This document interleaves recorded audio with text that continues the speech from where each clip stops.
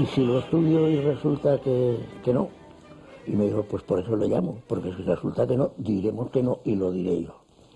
Entonces me quedé enamorado del talante espiritual, me pareció una finura extraordinaria y me puse a un estudio muy difícil.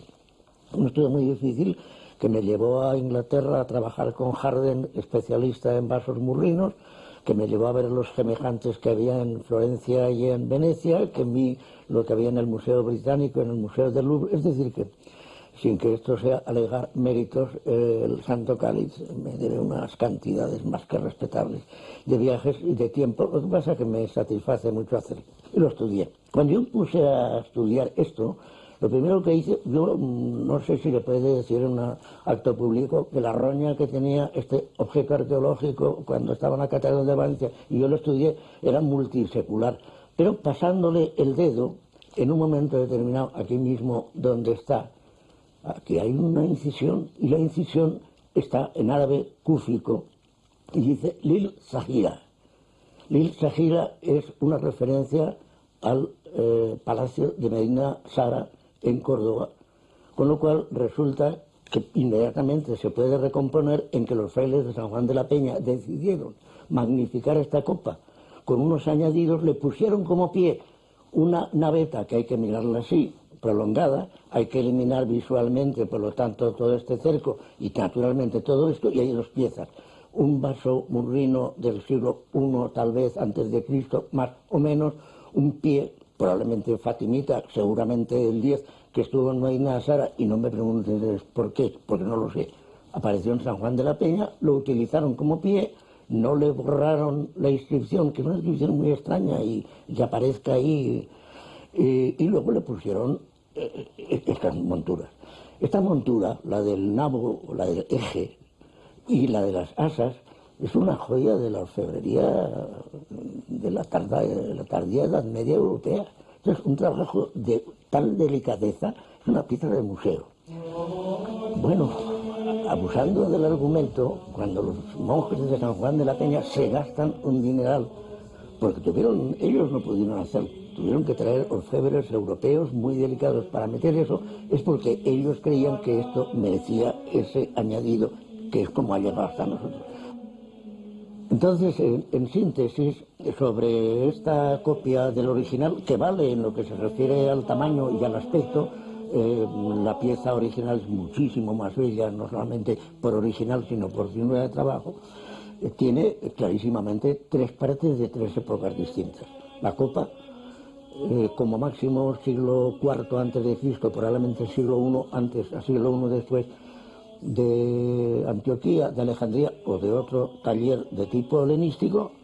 La naveta del pie del taller o del depósito del Palacio de Medina Sara, siglo X, más o menos, inscripción que dice claramente Lil Sahira, que es de esa época, y luego el añadido de orfebrería y de pedrería que se ha hecho en alrededor, no antes del siglo XII, yo creo que en el siglo XV. El ágata es en efecto una piedra semipreciosa. ¿No era demasiado rica para un carpintero como insinúa la película de Indiana Jones? Y a diferencia de la tesis mantenida por Indiana Jones en la película, el cáliz de la cena no podía ser un vaso ordinario. No era una comida ordinaria.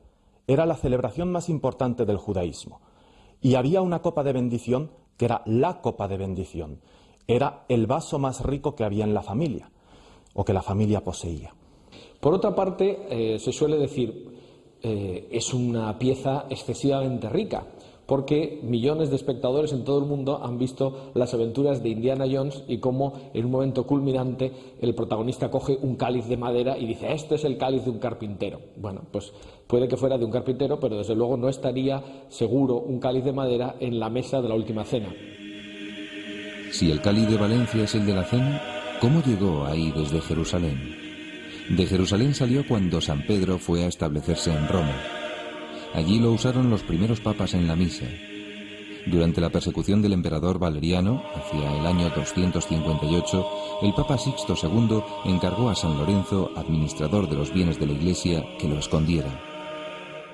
Antes de morir quemado, Lorenzo entregó el santo cáliz a un criado suyo que lo puso a salvo en su ciudad natal, Huesca.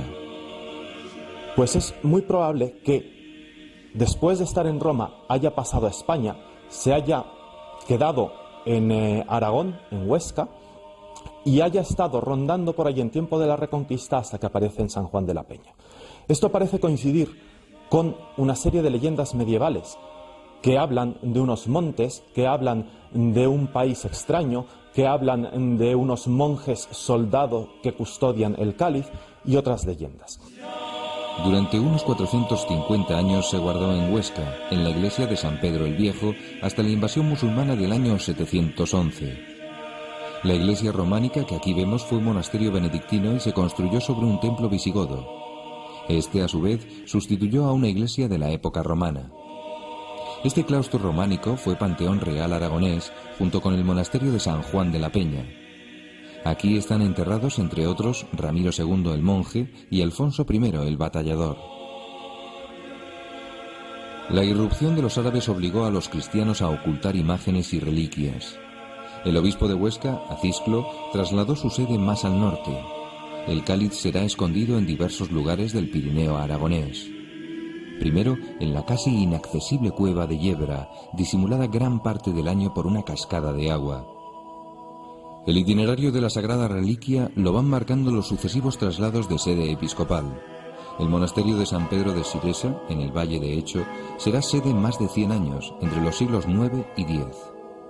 Hasta nosotros ha subsistido la iglesia de ese monasterio, que en sus orígenes llegó a albergar un centenar de monjes. Este San Pedro es del siglo XVII. Es significativo que casi todos los templos por donde pasó el cáliz están dedicados a su primer guardián, el primer papa. En esta hornacina hemos colocado una copia del grial. ¿Estaría aquí? Entre el siglo X y el XI, su presencia se señala en la iglesia de Santa María, cuyos restos se encuentran bajo esta ermita de San Adrián de Sasabe. Esta modesta construcción románica, todavía no restaurada, es de fines del siglo XI y se halla en un lugar de los Pirineos próximo a la carretera que conduce al puerto de Somport, en la frontera francesa, vía de entrada del Camino de Santiago. Durante unos 30 años, entre 1014 y 1045, el cáliz debió estar en el pequeño pueblo de Bailo, pues allí se hallaba la iglesia de la corte. Sobre sus ruinas se construyó la actual, dedicada a San Pedro. El rey Ramiro I estableció la capital del reino de Aragón en Jaca y formó el proyecto de construir una catedral tan suntuosa que no haya otra mejor. Lo era para el Aragón de aquella época, 1063. Algunos expertos afirman que esa catedral fue construida por y para el Santo Grial. Por eso se consagró a San Pedro y por eso Ramiro I le hizo donación de 13 pueblos en memoria de los comensales de la Última Cena. En la lonja pequeña de la catedral vemos todavía un capitel con la inscripción Sixtus, que relata la historia de San Lorenzo y la entrega del cáliz que le hizo el Papa Sixto II. Es del siglo XI o XII. De Jaca pasará a San Juan de la Peña, monasterio casi invisible dentro de un imponente marco natural cubierto por una inmensa roca. El traslado de la copa dará lugar a un conflicto entre los obispos de Jaca, que tratan de recuperar el cáliz a toda costa, y los monjes, apoyados por los reyes de Aragón y por el Papa, que quieren guardarlo allí. El conflicto se resuelve a favor del monasterio, al pasar este a depender directamente de la Santa Sede. Esta es la sala conocida como de los concilios, donde estuvieron los primitivos dormitorios monacales. La cabecera de la iglesia románica tiene 3 ábsides. En el central se ha colocado una réplica del Santo Grial. La iglesia baja o mozárabe es del siglo X y consta de doble ábside rectangular y 2 naves. El claustro es de fines del siglo XII. Entre sus capiteles, alusivos a escenas bíblicas, encontramos uno que representa la Última Cena.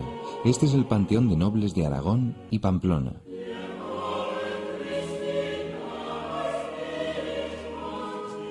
Un investigador alemán acaba de descubrir que el grial al que aluden esas leyendas era el que se guardaba en San Juan de la Peña.